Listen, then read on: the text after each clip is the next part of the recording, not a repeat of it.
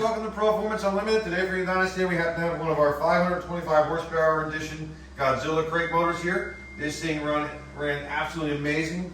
Let me just go over a little bit how this customer chose his design. This thing's going to be going into a Shelby Cobra replica car. So he accessed for the front some oil pan, which Cobra custom makes. It's a really sweet piece, low profile front oil pan scenario that is actually designed to work with the Holley front runner system and the Holley oil pump and timing cover.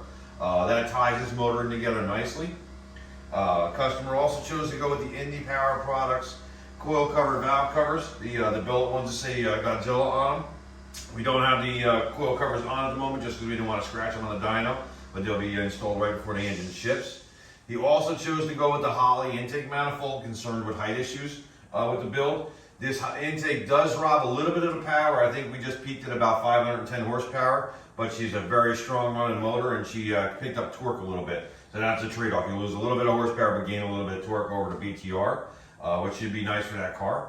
If you guys are interested in having one of these designed for your ride, feel free to give us a call at 1-800-267-3940. Let's take you over to Dyno Run.